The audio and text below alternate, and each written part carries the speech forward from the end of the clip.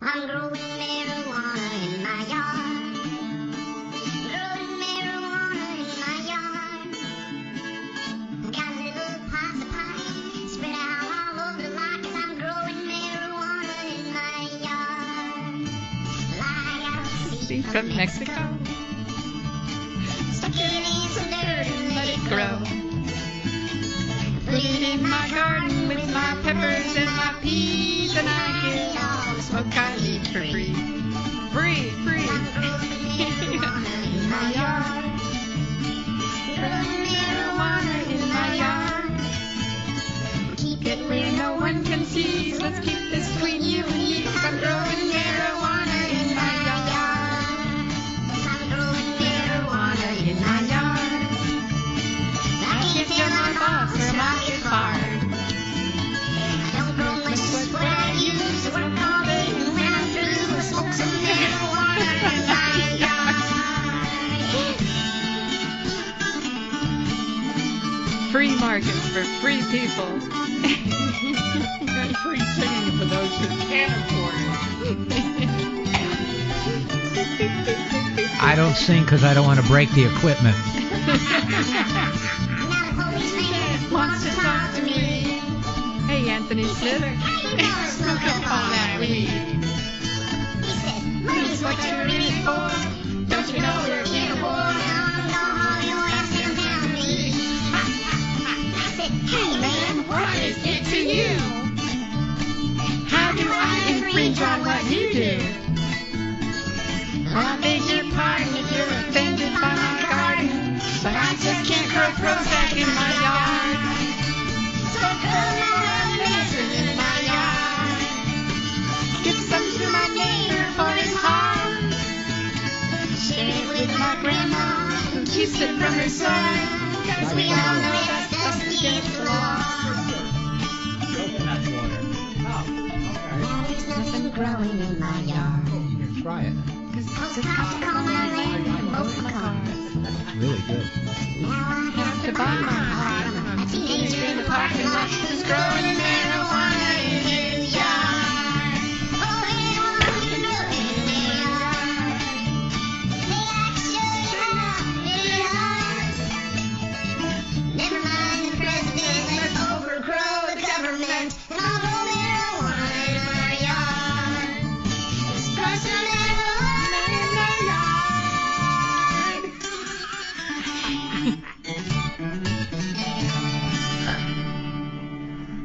Hello out there in radio and eventually television land. Once again, we want to say it's time to free all marijuana prisoners. It's getting too old here that too many of our brothers and sisters are sitting in jail on this nonsense. We want them all free, and we don't want any more going in.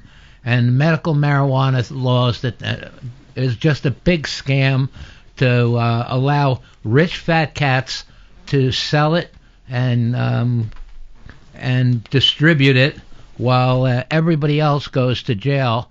So we're against medical marijuana the way they have it. We want it free for everyone. You know, our government, the legislature in New York, I've said this before, said scientific evidence clearly shows no significant harm Or no harm at all. or no harm at all from marijuana use.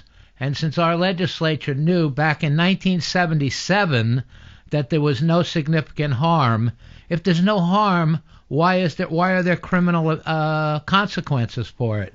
The reason is they want to keep the prisons full. It's a slave system, and they need slaves, so they have to make up laws to incarcerate people.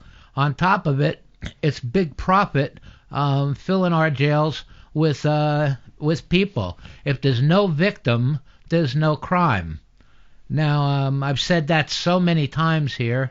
I want to get you people involved to call your senators, congressmen. You know, they're all looking for votes. Now's the time to get on their case and tell them, hey, we want a change. We demand a change.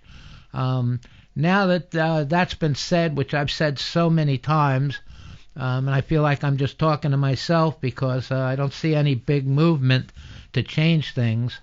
But yeah, people came to court for you and Jay. That's a change. A few people, yeah, and they're the same old people that come all the time, and that's more out of friendship to me. But that's a start, right? Well, yeah. For people to go for their friends. I appreciate the people that come for sure.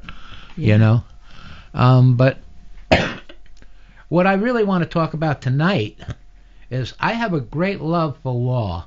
I started actually back in 1972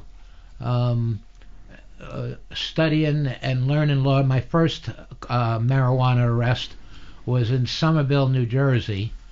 Actually, it was in... I went to court in Somerville because that was the county thing. And then the second case went to Elizabeth, New Jersey, which was a much bigger case. But I started studying law, and I learned that there's a lot of law when we look at the Constitution, and the Constitution doesn't give you rights. The Constitution protects your rights. And like the First Amendment protects your right to freedom of speech, freedom of religion. The Fourth Amendment protects your rights. The Fifth Amendment protects your rights. The Ninth and Tenth are real good ones to use to protect your rights. I don't happen to have them offhand, or I would just read them and explain that. But the Fourth Amendment protects your right to due process, or the Fifth Amendment. I'm not sure right now. The fourth is privacy. Right. You're right. The fifth is right. The fifth is due process. Right. Right. Yeah. Not to incriminate yourself. Right. And more. When you go to court, you have a certain right to due process. It's not like they can just kangaroo you. Which brings me to Ulster County and how they operate here in Ulster County. The police urgent task force, the first time they arrested me and my son, they came in without a warrant, right? First of all, we lived on a property that had a half-mile driveway up to our house, and it was marked all the way up with no trespassing signs. Yet on 2 occasions, the police trespassed to come up to try to surveil or try to search our house. The second time they came, the cop actually came up on our porch. He admitted this on the record in our court case, that he came up on the porch, looked in the windows, which is searching without a warrant. Then he said he smelt marijuana, right? And on that, they came back, kicked in our door, came in with guns in our faces. I mean, this huge SWAT team, military-type SWAT team, which is absurd. They knew they were coming to 2 hippies, me and my son. They also admitted on the record in our court case that they knew that we had started the Freedom First Party, which was to do rallies. Rallies, thank you. I can't do this without Paula's help. Rallies to try to free all marijuana prisoners, which they didn't like. They also knew that I was involved with camps, Citizens Against Marijuana Prohibition. And they admitted that on the record in the court case. So it was obvious that they had targeted us for our political activities. So then, after 6 hours after we were at the police station, Dirk Budd, who's one of the biggest criminals on the task force, gave us a warrant at the police station 6 hours later. Now I'm going to move forward to this last bust when they came in our door. That was 2008. Right, that was 2008. Mortgage meltdown, the bank meltdown. Yeah. And then in 2011, a cop shows up at our door 12:30 in the evening and says he smells marijuana. Jay steps out on the porch and tells him, well, if you smell marijuana, you got to go get a warrant. The cop didn't go for that, forced his way in, searched our house. Now, in his fictitious statement, he stated that the marijuana was in plain sight. The plants were in plain sight. Now, how many people would grow marijuana so when you open the door, there's the plants right there for everyone to see? This was the most absurd lie, that they could tell. But this is that's another time that they said, okay, we had a right, and they came in without a warrant. Then, after the fact, the same guy, Dirk Budd, after we're at the police station, quite a few hours later, gives us a warrant. A judge signed a warrant after the fact, and he said, in his original statement, he said that the police had come into our house, searched our house, had us in custody, and that was his reason for asking for a warrant. Then after he gets the warrant, he makes a second sworn statement where he says, subsequent to a warrant, the marijuana was found. Well, the first statement he made said we found it before we got a warrant in order to get a warrant. And then the second sworn statement, he says, subsequent to a warrant, which one of those statements, I say both statements were fraudulent statements, but just on the face, one has to be a lie, right? And we pointed this out, and we pointed it out to the judge in the first case, that they came in late they didn't have a warrant when they came in. And I've been doing legal law paperwork for many years and looking up the best sites and how to apply the Constitution.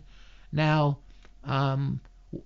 the police act in a criminal manner. Now, I'm going to go to a third time.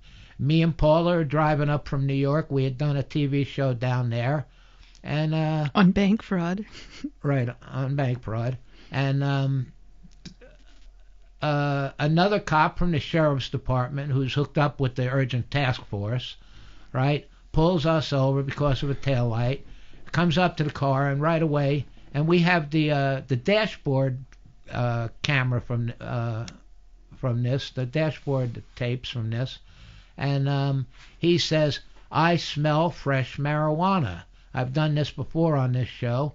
And he searched the interior of the car, couldn't find any marijuana, and it was a station wagon. Eventually he goes to the back of the car, and under a blanket that was folded in four, a big blanket, we folded it in half, then we folded it in half again, then it was down to a quarter size, a small square. So there was many layers, and then underneath that blanket on the back of my station wagon was a paper bag. Inside the paper bag was a plastic bag. Inside that plastic bag was a baggie with a less than an ounce of pot in it. Right? Now this cop is trying to say, and once again, this is the third time they're saying the smell of marijuana gives us the right. Well, the Supreme Court had ruled that they can go on smell, but the Ulster County Drug and Task Force use that as an excuse. They abuse it, so they've used that 3 times to arrest us, bogus.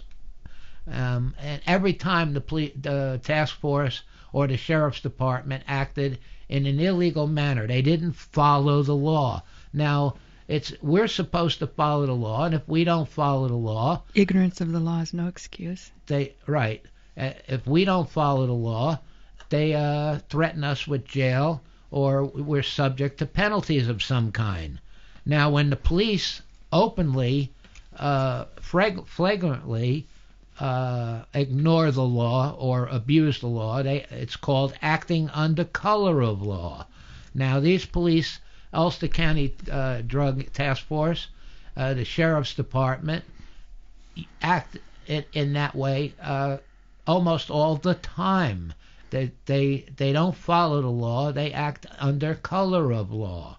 Now, when we went to court, and also the time I was driving Now I'm going to say the time I was driving with no license, no registration, no plates on my car. Well, I had plates on my car. I made my own plates that said Sovereign. I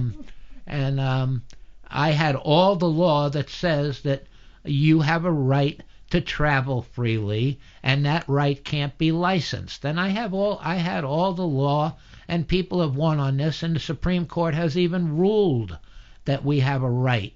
It's a right to travel freely, and you can't license a right. It's been ruled many, many times. You can't license a right and charge a fee for it. Okay, now, on every one of the court cases, the prosecutors cover for the crimes of the police. Now, prosecutors, if they find out I did a crime, they're supposed to prosecute me. When you point out to the prosecutors that the police have committed crimes, which we did in all our paperwork, the prosecutors ignore it. So that means when you go into court, or when I go into court, or when most people go into court, it don't matter what the police do. It don't matter that the police violate the law. The prosecutors, and a prime example of that is all these black kids that have been shot by police. I mean, numerous, and not just the black kids. I mean, Waco, Texas was a good example of the police acting under color of law, killing people. 17 children were murdered at Waco. A lot of people don't remember that. But 17 children were murdered by the police, and not one cop was held responsible. Nobody lost their job. Nobody went to jail. What was the other guy? His wife and child were killed in Waco? No, I can't think of his name right now. Where I was wish it? I could. I think in Michigan. But anyway, the police came. He sold a gun to a friend, and because he sold a gun to a friend, the same firearms, tobacco and firearms people. ATF, that's it. Alcohol, tobacco, and firearms. Right, and which firearms morphed into Homeland Security. Right, the same people that did Waco. The same people that brought you Waco. Right. Wound up killing his wife while she was holding a baby in the doorway. Shot his son dead when they arrived. And eventually, I wish I could remember his name because it just slips my mind right now. But that's it's very common anymore for the police to violate the law and violate the rights of the people, and the prosecutors do not prosecute them. Now, we pointed this out. Now, in all four cases that I've done, in all four cases that I've done, we turned in tons of paperwork because I like to bury them in paperwork and in law. And in all four cases, the Joe G says it's Randy Weaver. Randy Weaver, that's it. That's who I was talking about. Randy Weaver. Thank you, caller. Thank you, caller. Yeah, that man was violated big time. His wife was murdered with a baby in her arms. His son was murdered as soon as they arrived on the scene by ATF and FBI, and no one was ever prosecuted for this. Same as Waco. No one was ever prosecuted for this. When I pointed out here in Ulster County to the criminal judges here, I turned in one paper after paper after paper. Now, in law, I know a lot about law. In law, when you file a paperwork, let's say I'm disputing with Paula on something, and I file paperwork saying, Paula knocked out all my teeth. Right. Paula knocked out all my teeth, and Paula doesn't dispute it. If she doesn't put in paperwork saying, no, he fell down and knocked out his own teeth, and he's just trying to blame me. If Paula don't say that, then my paperwork would stand as fact on the record. Unrebutted. Right. If Paula didn't say Joe's full of crap, See, I'm getting it, Randy. If Paula didn't say Joe's full of crap, then my paperwork stands as fact on the record. Now, whenever I go to court, I bury them in so much paperwork and real law, which they hate to see real law. Prosecutors do not like when you give them real law. And so they don't answer my paperwork. And then I say to the judges, I've said it to Donald Williams, I've said it to Judge Lamb, the criminal judge in Saugerties, and Michael Jordan in Hurley. In Hurley, and what was the woman's name out in Marbletown? Claudia Davenport. And Claudia Davenport out in whose dad owns the bank. Right. All right. What kind of justice are you going to get there? Right. Okay. Now, that's the one you missed, Randy. He had the courtroom packed, just roaring. I was outside because I might have been called in as a witness, so I could hear them all laughing. Yeah, I was dealing with what do they call it? Golf course. Golf course syndrome. Law. Yeah. Yeah. But anyway, now when you put in paperwork and the other side doesn't rebut it, it's supposed to stand as fact on the record. So when I put in my paperwork, I kept all through these cases, I always complained to the judge, hey, the prosecutors failed to answer. The prosecutors failed to answer my paperwork. I want them to answer my paperwork. I want them to answer it. But my paperwork is strong, and they can't really answer it without risking their own careers. So when they fail to answer, I then say to the judge, my paperwork should stand as fact on the record. Now, Donald Williams, Judge Lamb, what's the other one again? Which one? Michael Jordan? Hurley. Yeah, Michael Jordan and Claudia Davenport in Marbletown. None of the prosecutors answered my paperwork, and all four of those judges, instead of saying, okay, your paperwork stands as fact on the record, they said, your paperwork has no merit. Now, and in most of the cases, and the witnesses that were there at my cases can testify to this, the prosecutors stood there, and I'd be talking to the judge, and I'd be making my case, and the prosecutors wouldn't say anything. They would not say anything.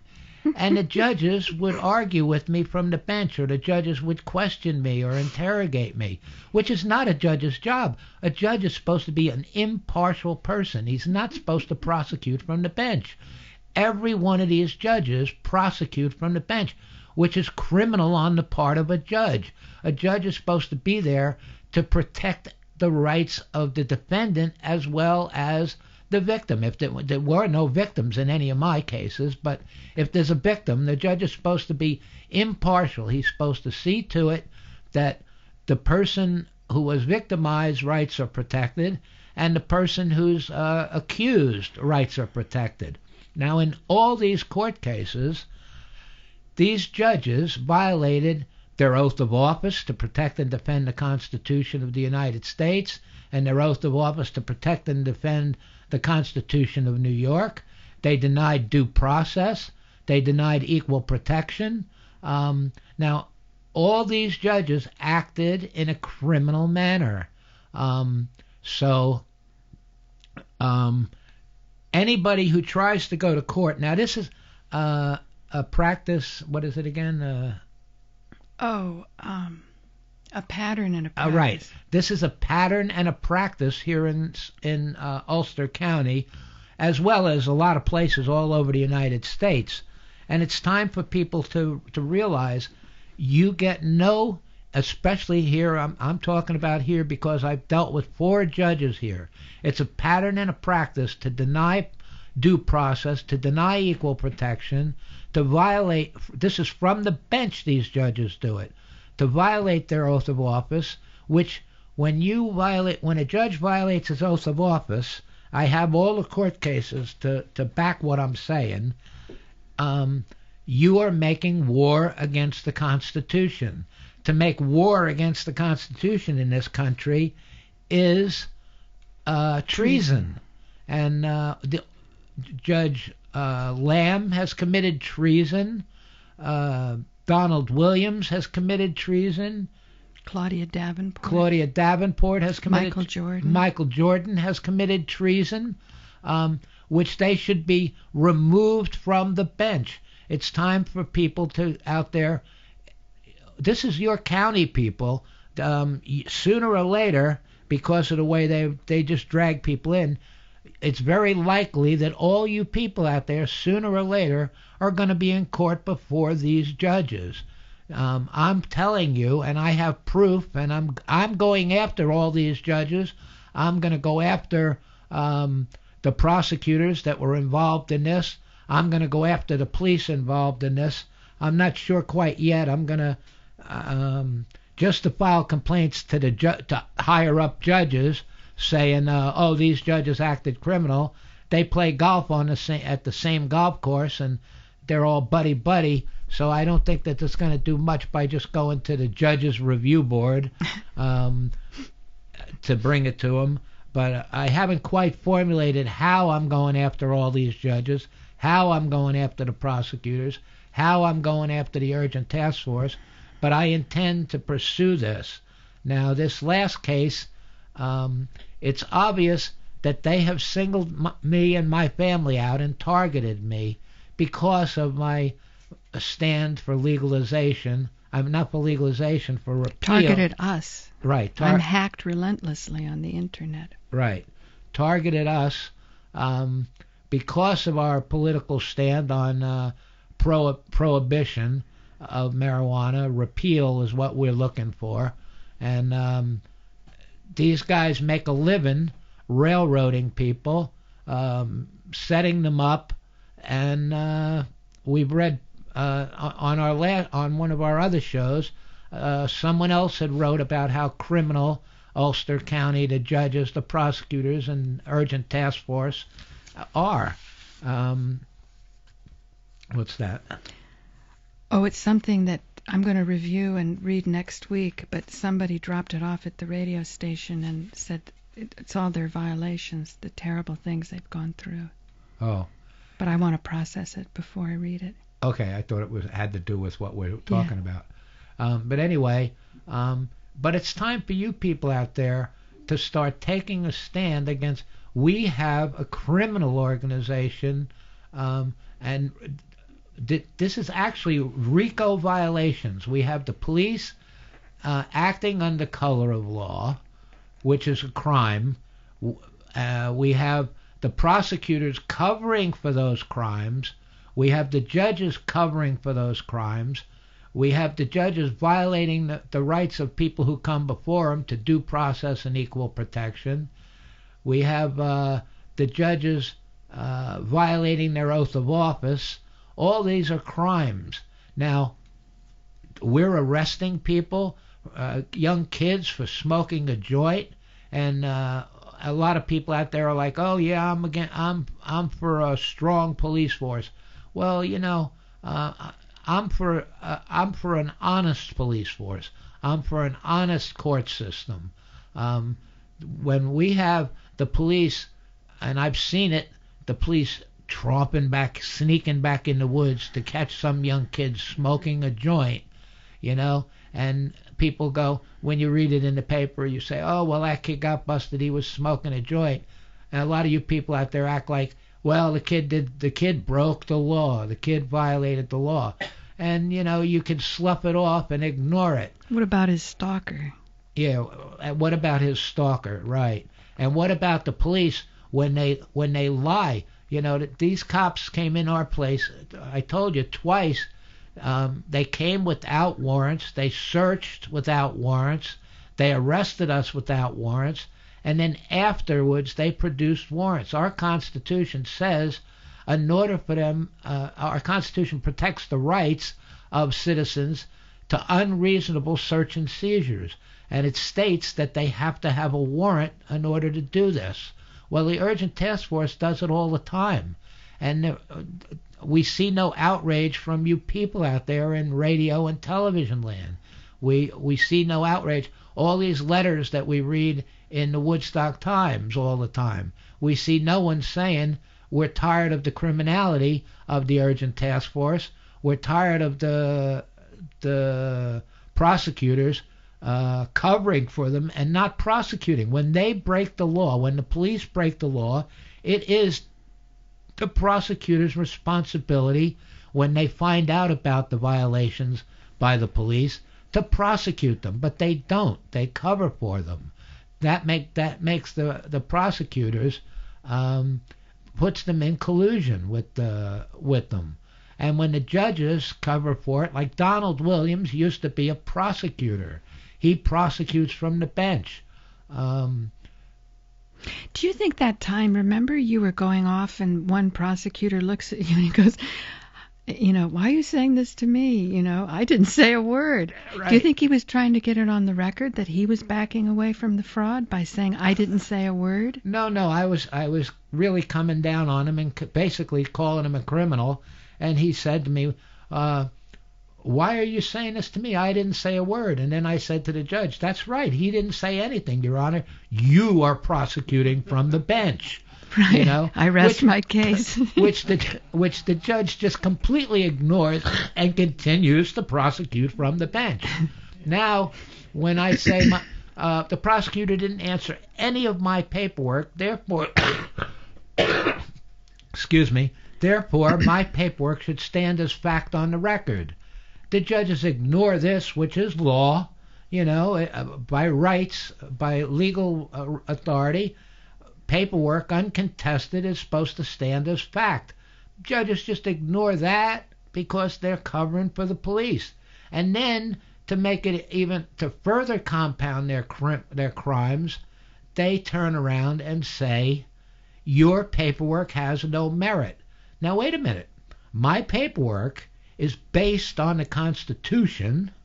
My paperwork is based on many, many Supreme Court rulings, or Superior Court rulings, not always Supreme Court, sometimes State Superior Court, sometimes Federal Supreme Court, and for a low county judge to turn around and say your paperwork has no merit when it's based on higher court rulings, what he's saying basically to me is, I don't care what argument you put in, I'm going to rule against you.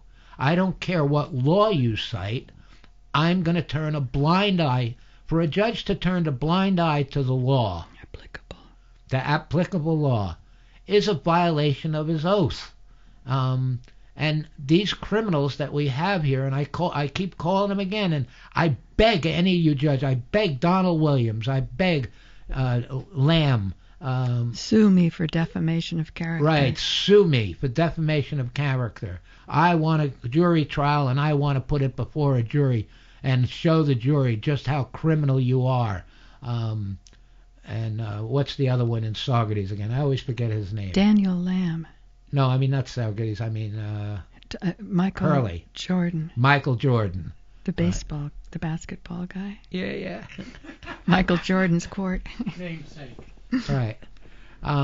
Now, I'm interested in you people out there. So many of you have gone before these criminals, and I would like to hear from some of you people the violations. I don't want to necessarily hear your case. I want to hear the violations, how these judges just violate your rights. And it's time for us to organize. If enough people who've been screwed around by these judges, if we had, say, 10 people who've all had the judges say, your paperwork has no merit, your constitutional arguments have no merit, people who they've prosecuted from the bench.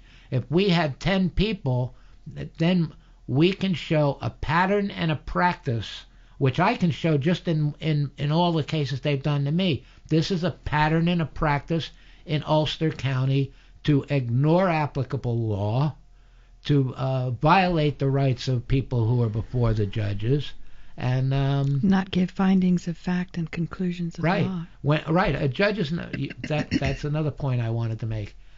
When a judge says your paperwork has no merit, He's supposed to give findings of fact and conclusions of law. He's supposed to show if I put law sites in my paperwork, he's supposed to come up with law sites that override those, that say, well, what you just said might apply in such and such a case, but in this case it doesn't apply, and here's the law that says why it don't apply. But none of these judges do that. They just give a blatant, oh, I don't like it. It's what's the word they use all again? Has no merit? Right, it has no merit. So for a judge to say it has no merit is a judge denying due process. I've pretty much got this all done within such a short period of time. I expected this to stretch out to explain all this stuff for 2 hours. You want me to say a few things? Yeah, go ahead. Give him help. Unfortunately, I wasn't able. It took me 3 days to edit a show that should have taken, much less time, because of the rendering and the problems I'm having with the hacking. And the show that I was struggling to get in on time but didn't was about the birch tree being cut down. And the birch tree was a very old tree, and it's a very interesting show because as many times as I looked at it again and again, I heard and saw more and more things, particularly when we started to call the agencies. At first we went, on the very day we discovered it, to the Woodstock police, and they said they were going to look into who cut the old birch tree behind the Chamber of Commerce down. By Yum Yum. By Yum Yum. And they directed us, then they said, they called back the next day, and they said that the town did it. And because the town did it, the jurisdiction would be the DEP, right? The Department of Energy Protection? Environmental Protection. And so I called them, and I got Charlie Lang to call back, and the DEP is out of New York City. And I keep emphasizing that New York City, by federal regulations, is the United Nations. So when people talk about the New World Order, hey, it's been around ever since New York City with 5 boroughs was formed, because each of the boroughs belongs to a different county. The county level should be a very powerful level, and in the Constitution it is. So we spoke to Charlie Lang, we had a wonderful, good vibes, because people do care about their environment. When you get such breaches of due process, when it gets so bad, what the breakdown physically looks like is it damages the environment. That's the importance of due process. Now, when you go to town board meetings, that's an opportunity at a public meeting where you can sort of shore up any kinds of legal fictitious acrobatics that you're doing, trying to find loopholes to sort of squeeze through something that really isn't in the best interests of the public and therefore is not lawful. Just because you come up with some policy within a corporate structure that makes it legal within that limited arena doesn't mean that overall it's the correct thing to do. And by the time you have a beautiful old tree that's withstood 2 blights, and everyone in the neighborhood saying they like the tree, cut down with some lame excuse, oh, it's diseased because look at these leaves are turning brown, then you wonder, because if you go to the town board meetings and you can't be recognized as a natural woman or man, which I painfully demonstrated, and poor Jeremy Wilbur, in order to keep, the theater of municipal government going, had to step in and to my question, to Ken Panza, and then it would have been Bill McKenna, and then, before it got there, Jeremy stepped in, because I'd said, do you see a natural woman standing before you? Do you see a woman? What do you? And Jeremy said, no, I do not.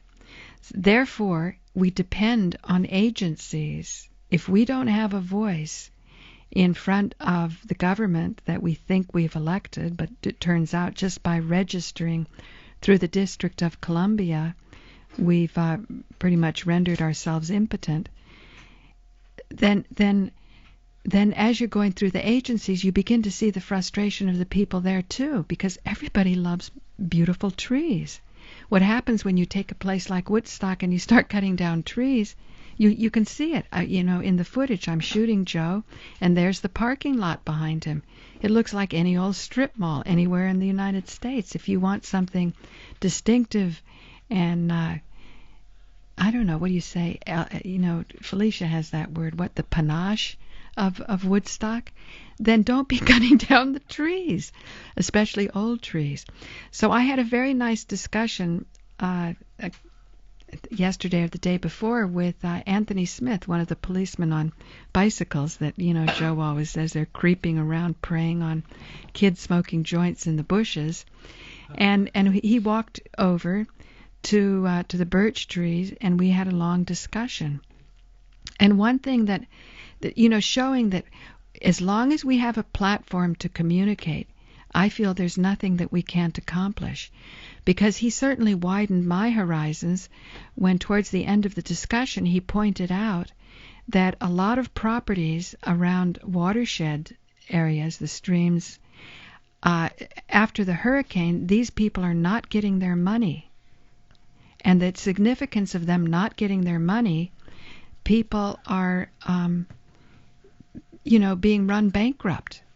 And pretty soon you're going to see huge distress, and pretty soon you're going to see if the water is sold, you're going to have, we talk about a foreign corporation, but it couldn't be any more foreign than what we're dealing with already with this District of Columbia and what it's done, because I believe the reason they don't give findings of fact and conclusions of law is they don't want to cop to the fact that we're coming in as enemy combatants, and as a result of being an enemy combatant that's at war with the United States of America residing in the District of Columbia, then it's okay in times of war to take the property of those enemies. But let me just jump in. They consider right now all the American people, the veterans, the Christians, all the American people are now considered enemies of the state. Right. Veterans are high on the terrorist list. Yeah, high on the terrorist list. list. Isn't that sad? You can go fight for your country. Actually, unfortunately, they believe they're fighting for their country, but they're fighting for big corporations' power structure. Our government is a corporation. It's not a government anymore. I shouldn't have even said our government, because we don't have a government. It's a corporation. The United States of America is incorporated. It's a big corporation, and that corporation wants to bring in all these corporate laws, international corporate laws like the TPP, Trans-Pacific Partnership, which is going to make it so the people no longer have any rights. The corporations rule. Well, the claims that you had in order for the Crown Corporation to own you, it's supposed to do something in return. So if the copyrights are now off, which is what the TPP is about, then what they're looking to do is have access to the assets of all of the resources with none of the liability. And due process would flush that swindle out. And that's why when Joe says come to court, this is not just about marijuana. This is about property and privacy. And about bringing our legal system back to a fair playing field. Can I finish, though, about Anthony Smith and the discussion? It's quick. Go ahead, and then I'm going to say some stuff that Randy's going to love. Okay. I just want to say, so he alerted me to this, and I said, my God, if what you're saying is true, your life as a policeman is going to be positively hell, because there's going to be eviction after eviction after eviction when all these people who, because of the flood and not being paid back or compensated or whatever the federal government is supposed to do in return for all of the theft of the resources, that's going to be a nightmare. So I came back and read the front page of the Woodstock Times, and sure enough, Violet Snow had a beautiful article written about this. It's titled "Still Waiting. FEMA Irene Buyouts Are Slow to Arrive." And because Joe's raring to go on another topic, I won't read the article. But if you want later, I will. Yeah, actually, I read that article, and it doesn't go deep enough. It just covers the surface of the scam. It's pretty good for the Woodstock Times. Remember, I was trying to get the Clinton scam printed either as a letter, but it was 500 words, or I said, how do you get an article? Because I felt that was really relevant information to learn how money laundering is done and how the Clinton Foundation gets this money into the country seemingly without disclosing who the donors are. And these charities are working against the interests of the public. So I felt that Violet Snow did an excellent job to go as deep as you possibly can given the limitations of the Woodstock Times, because maybe it's just too much truth for genteel people who are, drinking tea and marmalade by the pool in Woodstock. Right. Now back to what I wanted to say. I moved that we change the name of the town of Woodstock to Chekhovville. Since Gary Chekhov, right, tries He didn't tell me. Tries to own the rights to Woodstock radio, so no one on the radio can use the name Woodstock because Chekhov says he has the rights. Chekhov also says he has the rights to Woodstock TV, right? And Chekhov has the rights to peace, love, and music.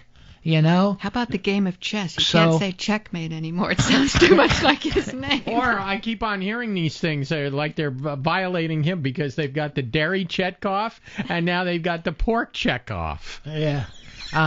So since Gary Chekhov owns all the rights to Woodstock radio, Woodstock television, peace, love, and music, we might as well name the whole town after Gary Chekhov. We'll call it Chekhovville.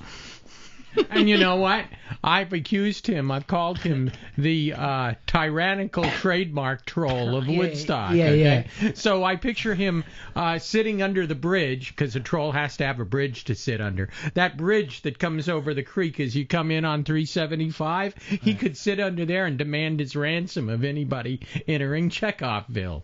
Because he's got that's great. I love it. Well, he's got he wants to control any computer stuff, so there's a bridge there, the bridge on the computer. What do you call them? The mouse? No. Trackpad? The World Wide Web. No, the World Wide Web. Oh, the browser. No, www. When your search engines. Worldwide Woodstock. That's www. No, Worldwide Chekhov.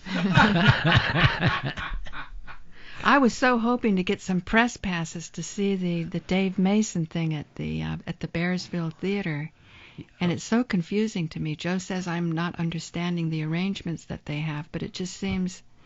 Why would an FM radio producer, not be able to do that? And what's funny is down in New York, because we have television shows down in New York City, we can get press passes to almost anything. We get them to the theaters.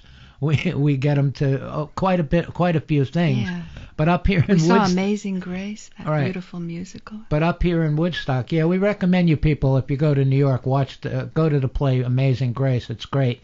But up here in Woodstock, as TV producers and radio producers, you get no respect. Absolutely. We get no respect. I do have two clarifications, one of which about if you were trying to get a ticket to the Bearsville Theater and you went over to WDST, they are no longer the primary venue for the Bearsville Theater. I told her that. The owners of the Bearsville Theater actually have withdrawn most of the rights of booking, except for occasionally from Chet 5. That's one thing. When you were talking about the birch tree behind Yum Yum before, just for purposes of clarification, before that happened, the town board, with the supposed environmental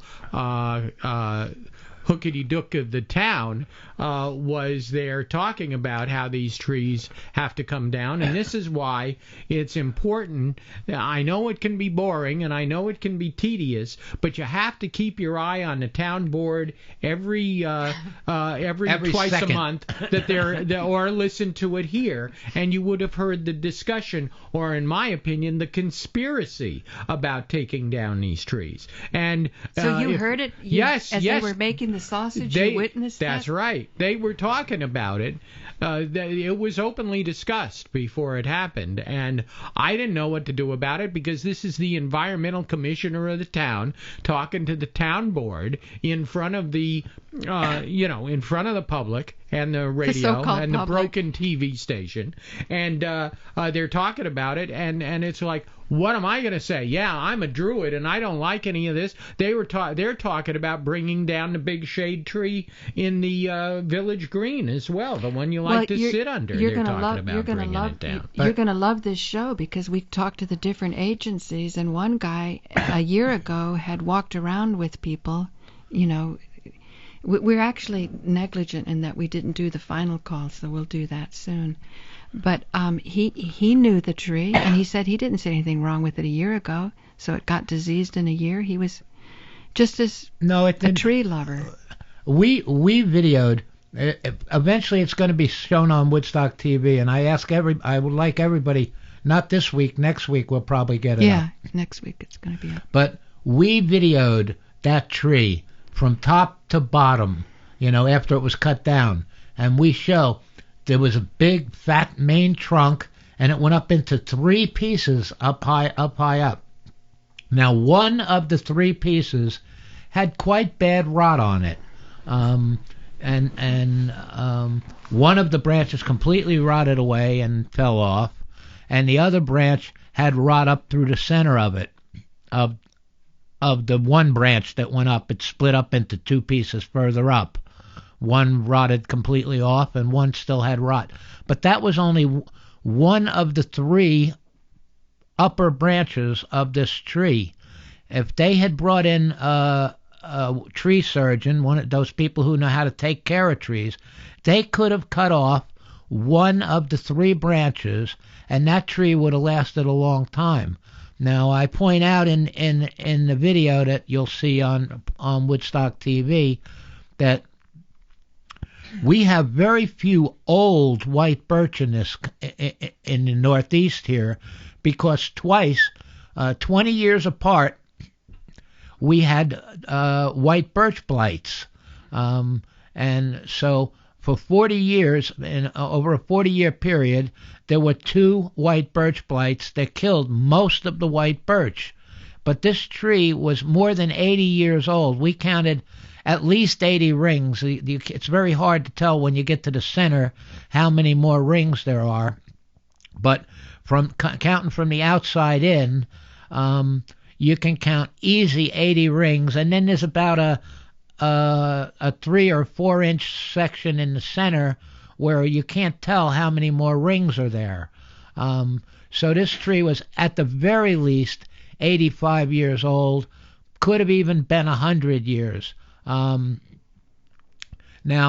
to cut down a tree that has made it through 2 blights, this tree was a survivor, and this tree was huge for white birch. You do not see big white birch like this. Now, the tree, they cut it down. The wood is sitting there. Now, this wood from this white birch is very valuable wood. We say that wood, someone told us that they were going to cut it up for firewood. That's outrageous that you would cut up this valuable wood as firewood. This wood should, now that they have cut it down, we say should be given. The town knows who the best wood carvers are in this town, the best artists who carve wood. This wood should be given to those artists to carve. And the stump that's there, if it was cut in penny slices, would make a lot of nice, real nice tables, tabletops. This is valuable wood. I believe actually that the wood was cut because someone wants that wood. They cut down that tree. Now, no one's ever going to admit to that. That's just speculation on my part, but I'm sure I'm not far off. Let me just say what the discussion was to justify the cutting of this tree before the town board, is that there was another birch tree similar to it across Rock City Road in that little parking lot next to the photo gallery or whatever it is. And apparently a branch had dropped off of that or been blown off during a storm. And as the story goes that I remember, it almost hit somebody or whatever. It hit somebody's car or something. So all of a sudden, when something like that happens, the talk behind the town board is, oh, well, we've got another birch tree that's in bad condition on the other side of Rock City Road behind Yum Yum. And that's an excuse that they use to then cut down another tree that, as you're describing, is probably viable with some routine tree service. Right. And what you said about them wanting to cut that nice big tree down on the green, instead of thinking in terms that everything this town board does, they think small-minded, Instead of thinking, well, instead of cutting down these trees, maybe we'll hire a tree surgeon or a tree specialist to trim off the stuff that might be rotten, patch the cut where you cut it off. They put some tar type stuff. I'm not a tree person. I don't really know, but I know what they do. They cut off a branch and then they put something on it to seal that place, right? And then give some care to the tree. So, there's food that they can give it, or if the tree has some kind of fungus on it, that fungus could be sprayed.